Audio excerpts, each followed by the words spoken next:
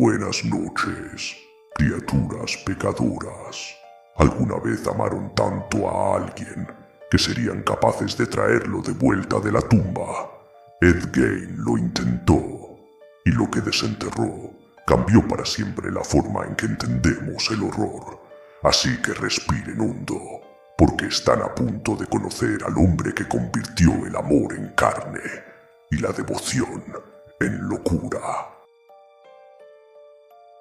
El episodio abre con una escena fría y silenciosa.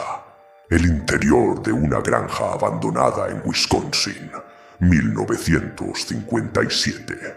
Policías caminan con linternas por habitaciones cubiertas de polvo. De pronto, uno de ellos vomita al descubrir lo imposible.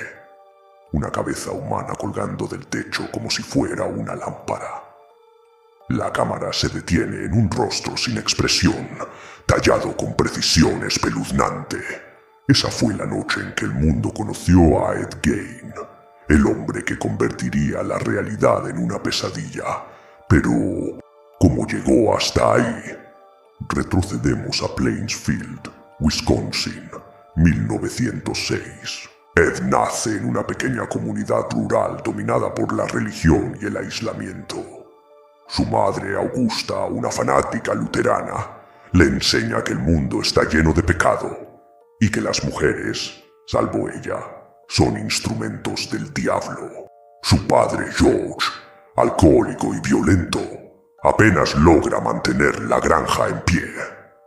Desde niño, Ed crece entre sermones de fuego y culpa, donde el castigo divino es más real que el amor.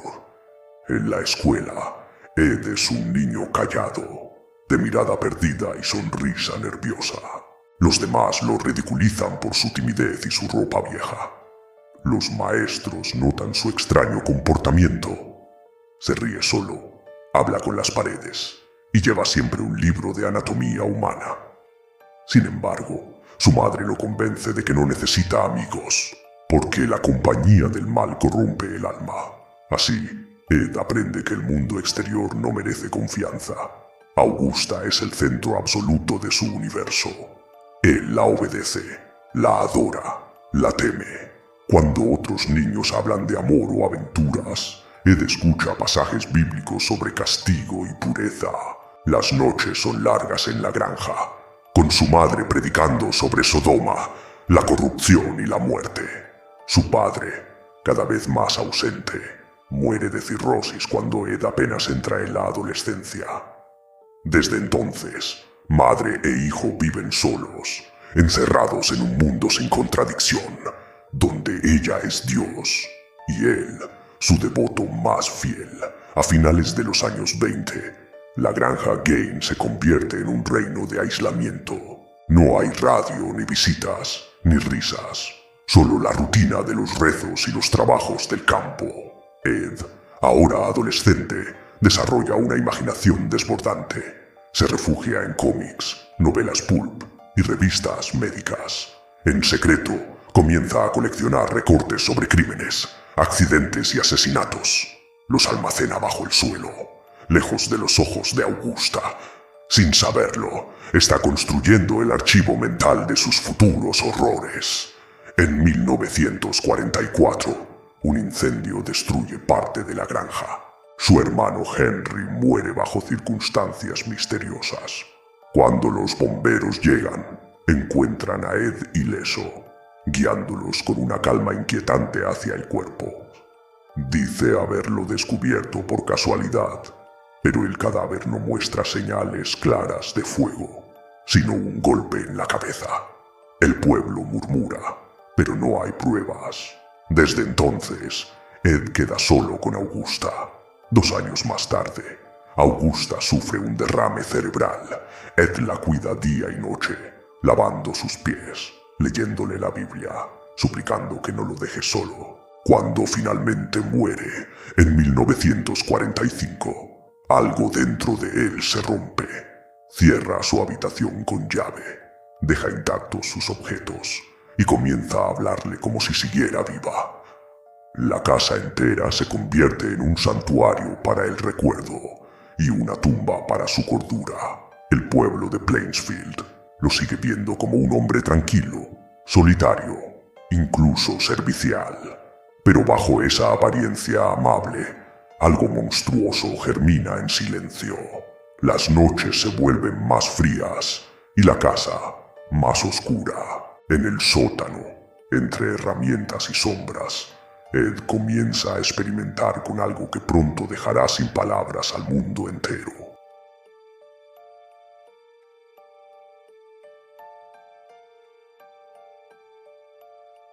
El día abre con un amanecer gélido sobre Plainsfield, Wisconsin, a finales de los años 40. Las calles están vacías, cubiertas por una fina capa de nieve. El narrador describe una comunidad simple, donde todos se conocen, donde la maldad parece imposible. En medio de esa aparente tranquilidad, Ed Gein vive solo, atendiendo pequeños trabajos de reparación, ayudando a los vecinos y siendo visto como un hombre extraño pero inofensivo. Nadie imagina que detrás de su sonrisa nerviosa comienza a nacer una mente oscura. Tras la muerte de su madre, Ed intenta mantener una rutina. Cultiva el campo, caza y se refugia en lecturas sobre anatomía, criminología y magia negra. Pero el vacío es absoluto. Habla solo durante las comidas, como si Augusta aún lo acompañara. La casa, silenciosa y congelada en el tiempo, conserva el olor de ella. En el resto de habitaciones, el polvo y la oscuridad crecen, y en su mente, el límite entre la vida y la muerte comienza a borrarse. Una noche de 1947, mientras escucha la radio, Ed oye un reportaje sobre exhumaciones clandestinas. Algo se enciende en su mente. Empieza a visitar el cementerio local al caer la noche, armado con una linterna y una pala. Dice que no roba, solo rescata. Extrae cuerpos de mujeres que le recuerdan a su madre.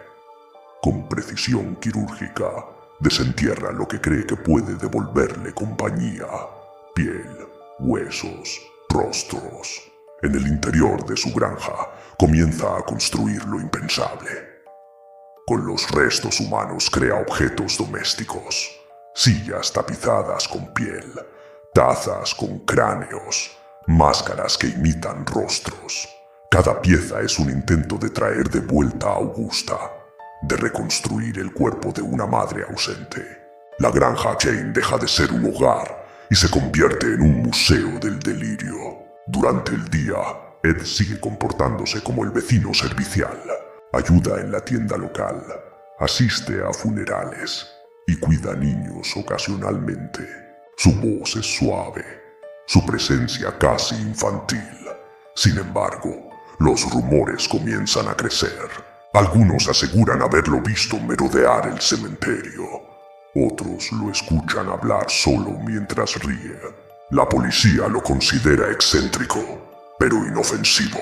En su tiempo libre, devora revistas sobre crímenes, experimentos médicos y canibalismo ritual.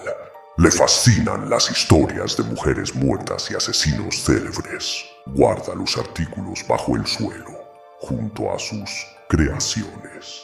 Su mente se alimenta de imágenes morbosas, mezclando religión, culpa y deseo.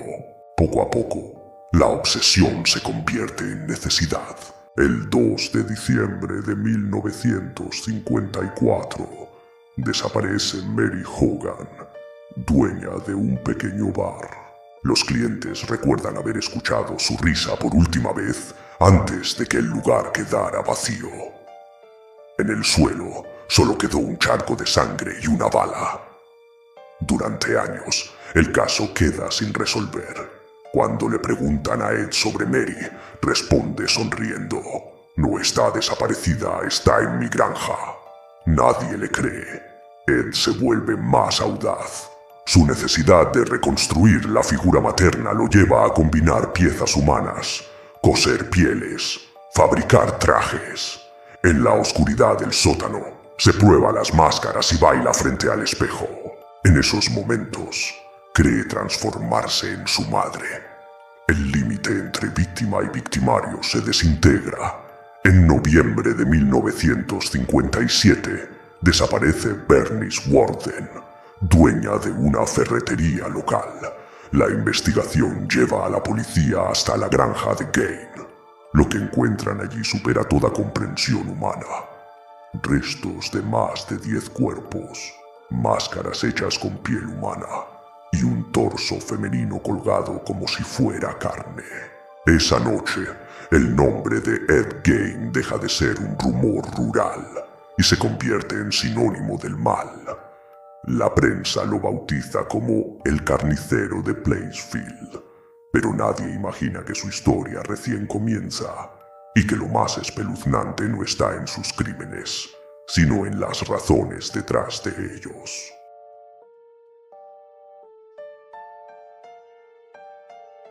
Un día el cielo amaneció con la imagen de un amanecer gris, mientras la policía local de Plainsfield se reúne frente a la granja Gain.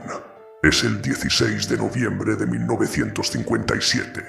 En el interior, los agentes siguen descubriendo horrores indescriptibles, muebles cubiertos con piel humana, cráneos convertidos en tazas, una colección de máscaras talladas con rostros reales. Lo que parecía un simple caso de asesinato se transforma en una visión del infierno. Mientras los investigadores registran su propiedad, Ed permanece sentado en una silla dentro del Sheriff's Office. No muestra miedo ni culpa, solo serenidad.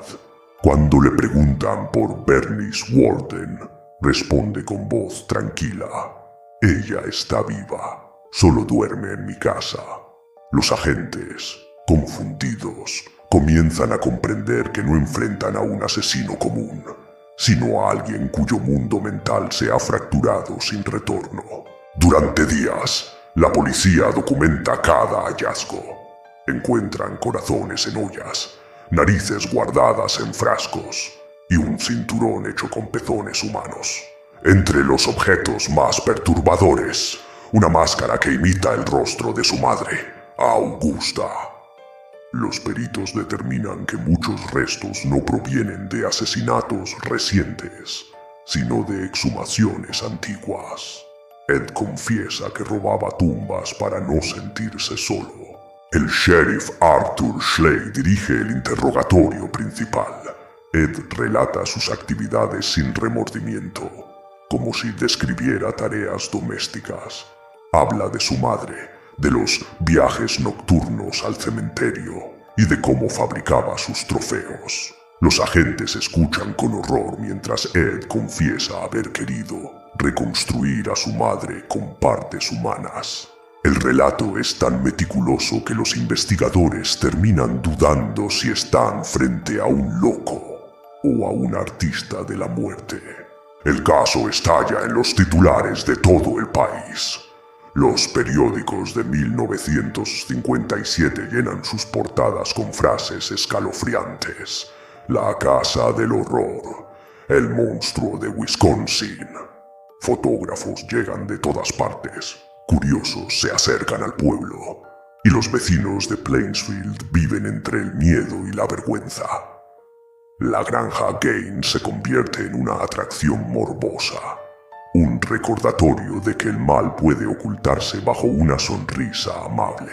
Ed es trasladado al Hospital Estatal de Mendota, donde los médicos concluyen que sufre esquizofrenia y trastornos delirantes graves. Cree que su madre le habla desde el más allá, dándole órdenes para purificar su alma. Los psiquiatras observan que Ed muestra un profundo rechazo hacia las mujeres, pero también una necesidad desesperada de convertirse en una. Sus trajes de piel serían, según el diagnóstico, intentos simbólicos de habitar el cuerpo materno. Plainsfield nunca vuelve a ser el mismo. Los vecinos destruyen recuerdos, queman fotografías y evitan pronunciar el nombre Gain. Las escuelas cierran por miedo a la prensa, y los niños son advertidos de no acercarse a la vieja granja. La casa permanece custodiada hasta que años más tarde, un misterioso incendio la reduce a cenizas. Nadie reclama los restos. Nadie dice haberlo visto. El nombre de Ed Gein trasciende el crimen y se convierte en mito. Directores, escritores y artistas se inspiran en su historia para crear personajes inmortales. Norman Bates, Leatherface, Buffalo Bill. Su granja de horror da origen a una nueva era del terror moderno. Lo que comenzó como una tragedia rural se transforma en un espejo oscuro de la condición humana. La obsesión, la soledad y el deseo de controlar la muerte. Aunque su cuerpo fue encerrado, su historia sigue viva. Ed Gein, el hombre que quiso resucitar a su madre, se convierte en el símbolo eterno de lo prohibido. Y mientras el viento sopla sobre los campos de Wisconsin, algunos aseguran que en noches frías aún se ve una luz encendida donde solía estar la granja. Nadie se atreve a acercarse. Nadie quiere volver a abrir esa puerta. Todo comienza con el sonido de flashes y murmullos. Es el año 1958. Y el tribunal del condado de Waushara se llena hasta el techo. Periodistas de todo Estados Unidos asisten al juicio del siglo. En el estrado, un hombre delgado, de rostro inexpresivo y mirada vacía, se sienta sin esposas. Ed Gein, el monstruo que estremeció a la nación. Todos esperan ver a una bestia, pero lo que encuentran es a un hombre tímido, con voz suave y sonrisa infantil. Su abogado, William Belter, sabe que la única salvación es la locura. Argumenta que Ed no comprendía sus actos, que vivía bajo el dominio de delirios religiosos y una devoción enfermiza hacia su madre.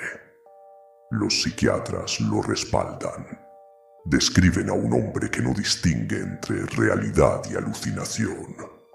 El jurado observa en silencio mientras se leen las pruebas, las fotografías y los testimonios de los investigadores. Cada imagen proyectada en el tribunal arranca suspiros y lágrimas. El fiscal presenta a Ed como un asesino calculador, consciente de sus acciones. Describe con precisión quirúrgica los asesinatos de Mary Hogan y Bernice Warden, las herramientas encontradas, los rituales con los cuerpos. Para la opinión pública, no hay duda. Gein es la encarnación del mal. Fuera del tribunal, multitudes exigen la pena de muerte, y algunos vecinos piden que sea colgado frente a su granja, como castigo divino. Los psiquiatras que lo evaluaron suben al estrado. Hablan de sus fantasías, de cómo oía la voz de Augusta ordenándole purificarse, de cómo se vestía con piel humana para sentirse completo. Muestran dibujos encontrados en su habitación. Cuerpos disecados, órganos etiquetados, rostros sonrientes con costuras. Explican que en su mente, la muerte no era un final, sino una transición. Gein los escucha con atención, como si se hablara de otra persona. Tras semanas de testimonios, el tribunal declara a Ed Gein no culpable por demencia. Es enviado al Hospital Estatal de Mendota, donde permanecerá bajo custodia indefinida. El pueblo de Plainsfield respira aliviado, pero la sensación de justicia incompleta flota en el aire. Algunos creen que el verdadero castigo sería dejarlo enfrentar la horca. Otros piensan que su mente enferma ya vive en un infierno del que no puede escapar. En el hospital psiquiátrico, Ed se convierte en un paciente modelo. Colorea libros, limpia el comedor y charla amablemente con enfermeros. Los médicos notan que su comportamiento es tranquilo, casi infantil. Nunca menciona sus crímenes, ni muestra culpa. Cuando le preguntan por su madre, sonríe y responde: «Ella me visita cuando rezo, me da un abrazo y me dice que estoy bien». Mientras Ed pasa sus días en silencio, el mundo exterior no deja de hablar de él. Libros, cómics y programas de radio explotan su historia. Los cineastas comienzan a tomar notas. El caso de Gain despierta una nueva fascinación. La del asesino que no mata por placer, sino por amor enfermo. Su imagen se transforma en símbolo del terror americano. Un espejo distorsionado del sueño rural. En 1958, la granja de Gain es puesta a subasta pública. Cientos de curiosos acuden con la esperanza de comprar una pieza del horror. Pero antes de que se realice la venta, la casa arde en un misterioso incendio. Las llamas devoran los muros, los objetos, los secretos. La investigación nunca determina si fue un accidente o un acto de justicia. Solo queda ceniza. Aunque su cuerpo está encerrado, Ed Gein se convierte en un mito indestructible. En los años siguientes, su nombre seguirá apareciendo en películas, novelas y canciones. Pero en el hospital, cada noche, Ed sigue rezando frente a una pared vacía, esperando una voz que solo él puede oír. La voz que lo guió al infierno.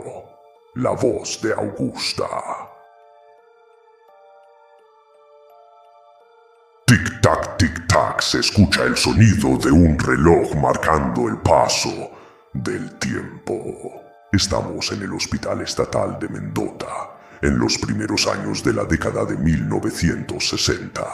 Ed Gein camina por los pasillos, vistiendo un uniforme gris. Los enfermeros lo saludan con cortesía, como si fuera un paciente cualquiera. Pero en su mente, el horror sigue vivo. Cada paso que da resuena en los corredores como el eco de un crimen que no termina nunca. Su vida se vuelve repetitiva. Desayuna, limpia, pinta, escucha la radio. Los médicos notan que Ed parece completamente desconectado de la realidad exterior. Habla con voces que nadie más escucha. Sonríe a rincones vacíos y susurra nombres femeninos mientras barre el suelo. Sin embargo, jamás se muestra violento. Es, según los informes, el paciente más dócil del pabellón. Nadie sospecha que su mente sigue atrapada en la granja, repitiendo los rituales de su obsesión. Durante los años 60, los psiquiatras usan el caso Gein como objeto de estudio. Analizan sus patrones mentales, su relación con el trauma, la religión y la represión sexual. Concluyen que Ed nunca fue un asesino serial en el sentido clásico. No mataba por placer, sino por amor distorsionado. Cada crimen era un intento de conservar, no de destruir. Su mente confundía la devoción con la posesión. La frontera entre el amor y la muerte se desintegró. A través de las entrevistas, los médicos descubren que todo gira en torno a Augusta. Ed describe su voz como una presencia constante, dándole órdenes, guiándolo hacia la pureza. Dice que la muerte solo fue una forma de devolverle poder. En sus delirios, cree que reconstruyendo cuerpos podía atraerla de vuelta. Para él, las tumbas eran puertas, y los cadáveres, moldes vacíos para un espíritu que necesitaba volver a habitar la tierra. Fuera del hospital, el nombre de Ed Gein se convierte en obsesión cultural. Los criminólogos lo comparan con Jack el Destripador. Los artistas lo ven como una metáfora de la represión americana. Y Hollywood empieza a transformarlo en leyenda. En 1960, Alfred Hitchcock estrena Psicosis, inspirada en parte en sus crímenes. Norman Bates, el hombre que conversa con su madre muerta, es una versión estilizada de Gein, un monstruo disfrazado de hijo devoto. El caso Gein redefine el concepto de horror. Ya no se trata de demonios ni fantasmas, sino del monstruo cotidiano, el vecino amable, el hombre solitario, el rostro común capaz de esconder un abismo. Las historias de la masacre de Texas y el silencio de los inocentes beberán de su mito, creando personajes que reflejan su psicología fragmentada. El cine convierte su locura en arte y el arte en espejo de la humanidad. Con el paso del tiempo, Ed envejece entre paredes acolchadas, pinta paisajes, juega a las cartas y asiste a sesiones de terapia. Los nuevos médicos apenas pueden creer que ese anciano amable sea el mismo que aterrorizó a una nación. Algunos visitantes afirman sentir una extraña paz al hablar con él, como si el horror se hubiera desvanecido. Pero bajo esa calma se esconde un silencio espeso, el mismo que precede a una tormenta que nunca acaba de irse. Una enfermera relata que, en sus últimos años, Ed solía despertar gritando un solo nombre: «¡Madre!». Decía verla parada en la esquina del cuarto, mirándolo con desaprobación. Algunos pacientes aseguraban escuchar conversaciones cuando él estaba solo. Los doctores lo atribuyen a la demencia senil, pero quienes lo conocieron saben que, para Ed, Augusta nunca murió. Su voz seguía allí, esperando en el silencio. El episodio abre con una escena tranquila. Es el año 1984. En el Hospital Estatal de Mendota, el anciano Ed Gein duerme en su cama. Su cabello es blanco, su cuerpo frágil. Después de casi 3 décadas de encierro, su vida se apaga lentamente. No hay familiares que lo visiten, ni amigos que lo recuerden. Solo el sonido distante de un televisor y el rumor de los enfermeros. A los 77 años, el hombre que una vez aterrorizó a Estados Unidos muere de insuficiencia respiratoria. Su cuerpo es trasladado discretamente al cementerio de Plainsfield, el mismo lugar donde solía profanar tumbas décadas atrás. La ironía es brutal. Ed Gein, el profanador de muertos, ahora descansa entre ellos. El entierro se realiza sin ceremonia pública. Algunos curiosos intentan asistir, pero la policía mantiene el acceso cerrado. Un ataúd sencillo, una lápida modesta y un nombre que el tiempo no podrá borrar. Apenas pasan unos años antes de que su tumba se convierta en objeto de culto. Visitantes nocturnos dejan flores, monedas e incluso cartas. Otros van más lejos. Intentan robar su lápida como trofeo. En 1989, la policía encuentra la losa desaparecida en un campo lejano, partida en 2. Es una escena que parece salida de sus propias fantasías. Incluso en la muerte, Ed no puede descansar. Con su muerte física comienza su vida eterna como símbolo. Ed Gein ya no es un asesino rural, es una leyenda del terror. Las películas lo multiplican, los libros lo reinterpretan, las universidades lo estudian. Cada nueva versión lo transforma en otra cosa. El hijo devoto, el monstruo reprimido, el espejo de la culpa americana. Su historia deja de ser solo un crimen y se convierte en un mito cultural. A lo largo de los años 90 y 2000, Hollywood convierte su nombre en una mina de oro. Documentales, novelas gráficas y adaptaciones sensacionalistas lo reviven una y otra vez. Pero en medio del espectáculo, pocos recuerdan al verdadero hombre. Un campesino tímido, víctima de su aislamiento y de una madre devoradora. El mito vende, la tragedia se olvida, el monstruo supera al ser humano. Los criminólogos modernos ven en Ed Gein un reflejo oscuro de la América rural, un país marcado por el puritanismo, la represión y el miedo al deseo.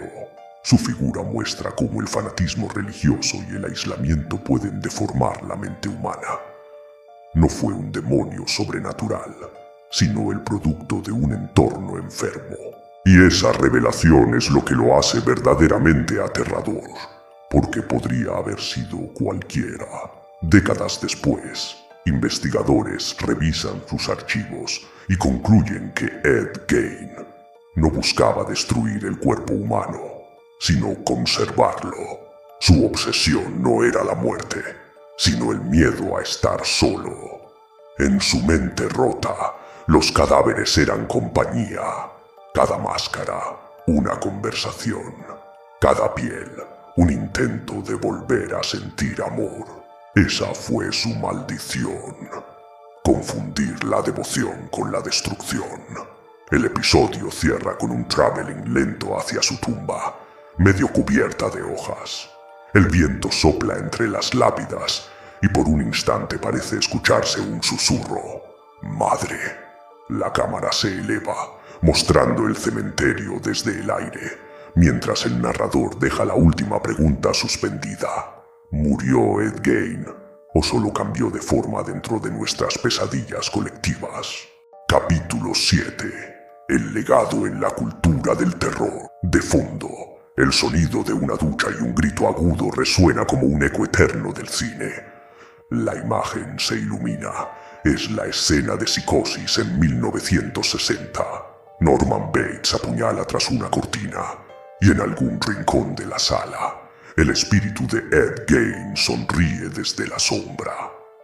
Sin pretenderlo, su historia dio origen a una nueva mitología. El monstruo ya no vive en castillos góticos, sino en las casas comunes, en el vecino amable, en el hijo devoto. A partir de Ed Gein, el cine de terror deja de hablar de fantasmas y empieza a mirar dentro del alma humana. La masacre de Texas, estrenada en 1974, convierte su granja en un matadero de la América profunda. El silencio de los inocentes, en 1991, le da voz a un asesino que diseña trajes con piel humana. Cada una de esas historias es una reencarnación del mismo miedo, el del hombre que quiso coser su soledad con la carne de otros. Ed Gein se convierte en el molde del terror estadounidense. El campesino solitario, el hijo reprimido, el monstruo doméstico. En su figura confluyen la religión, la represión sexual y el aislamiento rural. Ya no es solo un criminal, sino una metáfora del miedo cultural de una nación puritana. Los estudiosos del cine lo llaman el nacimiento del asesino moderno, el punto en que el terror dejó de venir del exterior y empezó a brotar desde el interior del hogar.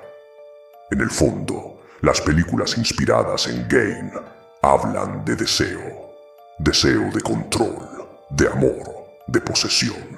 En la represión de Augusta, la madre que castigaba el deseo, se esconde la semilla de la locura. Y en su hijo, el intento de recuperar lo perdido a cualquier precio. Cada vez que el cine muestra a un asesino que ama a su víctima o la guarda como trofeo, está repitiendo el mismo patrón, el eco enfermizo de Ed y Augusta. En los años 80 y 90, la cultura popular adopta su figura como icono de lo prohibido. Bandas de heavy metal escriben canciones sobre su locura. Artistas visuales reproducen su granja en exposiciones de arte macabro. Incluso cómics y novelas gráficas lo reinventan como un antihéroe trágico. Ed Gein pasa de ser un nombre maldito a una fuente de inspiración, un símbolo de lo que ocurre cuando la oscuridad interna se hace arte. Los expertos señalan que el éxito de su historia revela algo inquietante: la fascinación humana por el horror real. El público busca entender lo inaceptable, observar al monstruo para sentirse a salvo.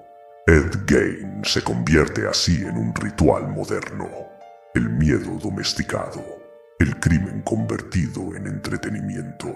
Cada documental, cada película, cada podcast sobre él no es solo una historia de sangre, sino un espejo de nuestra necesidad de mirar la oscuridad sin caer en ella. Los psicólogos contemporáneos definen su caso como la banalidad del mal. Ed no era un genio criminal ni un estratega, sino un hombre común deformado por el aislamiento. Su monstruosidad no provino de la inteligencia, sino del vacío. Y eso es lo más aterrador. La idea de que el mal no necesita ser brillante, solo necesita silencio, soledad y una mente que deje de distinguir entre amor y muerte. A más de medio siglo de su muerte, el eco de Ed Gein sigue vivo. Cada nueva generación de artistas encuentra en él un lenguaje para expresar lo inconfesable.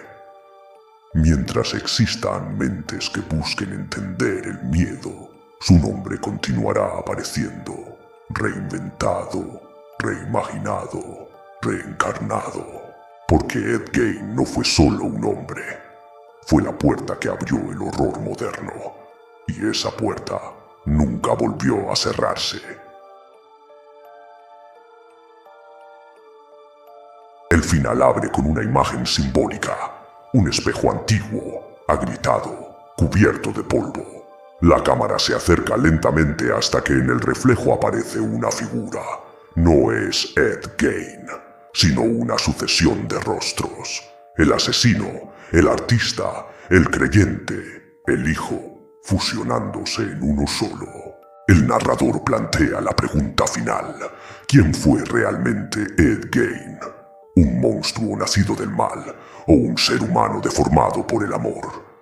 Todo regresa al principio. Un niño solitario, criado en una granja aislada, alimentado con miedo y culpa. Ed Gein nunca tuvo una adolescencia, ni una identidad propia. Su madre moldeó su mente con sermones, reemplazando el afecto por castigo. Cuando ella murió, no supo existir sin su voz. Su vida entera fue una extensión de esa infancia detenida. En cada crimen, en cada acto de horror, buscaba recuperar algo que se le había negado. Amor. Ed no mataba por odio, sino por devoción. Cada una de sus víctimas fue un intento de recomponer la imagen perdida de su madre. En su delirio, el amor se transformó en destrucción, la ternura en disección. Su historia revela una verdad escalofriante: que el amor absoluto, sin límites ni razón, puede ser tan devastador como el odio. Ed no quiso crear monstruos, solo quiso revivir a quien nunca debió haber muerto. Los psiquiatras que lo trataron hasta sus últimos días aseguraron que Ed era amable, educado, casi tierno. Nunca alzó la voz, nunca mostró agresividad. En su mente jamás hizo daño, solo arreglaba lo que estaba roto. Esa contradicción lo vuelve insoportablemente humano. El monstruo no rugía, no amenazaba, no planificaba. Simplemente existía, prisionero de un universo donde la muerte era la única forma de compañía. La historia de Ed Gein no solo habla de él, sino de nosotros, de nuestra fascinación con el abismo, del placer culpable de mirar el mal desde lejos. Cada vez que reproducimos una película, un documental o un podcast sobre su vida, participamos en el mismo acto de observación que él practicaba con sus víctimas: mirar sin intervenir. El horror de Ed es también el nuestro, la necesidad de entender lo incomprensible. Más de 70 años después, Ed Gein sigue siendo una herida abierta en la cultura. Su nombre evoca repulsión, pero también curiosidad. Ha trascendido el crimen y se ha convertido en un lenguaje del miedo, una advertencia sobre lo que ocurre cuando la mente humana queda sola con sus fantasmas. Su historia no enseña sobre el asesinato, sino sobre la fragilidad de la mente y los límites del amor. El narrador vuelve al cementerio de Plainsfield. El viento sopla entre las cruces oxidadas. No hay flores sobre su tumba, solo tierra húmeda y hojas muertas. En ese silencio, uno entiende que el verdadero castigo de Ed Gein no fue la prisión ni la locura, sino el olvido. Porque incluso los monstruos temen desaparecer, y quizá, en algún rincón de la eternidad, aún escucha la voz de Augusta llamándolo a cenar. La cámara se detiene sobre el espejo agrietado del inicio. Esta vez, el reflejo ya no muestra a Ed Gein, sino al espectador. El narrador susurra: el mal no tiene rostro, hasta que uno decide mirarse de cerca. La pantalla se apaga lentamente. El eco de su historia queda flotando en el aire, recordando que el horror más profundo no vive en las sombras, sino en los lugares donde creemos estar a salvo. Ahora ya saben, el infierno no siempre está abajo. A veces se esconde en una granja o detrás de una sonrisa. Si sobrevivieron a esta historia, dejen su comentario y suscríbanse para seguir bajando conmigo un nivel más profundo.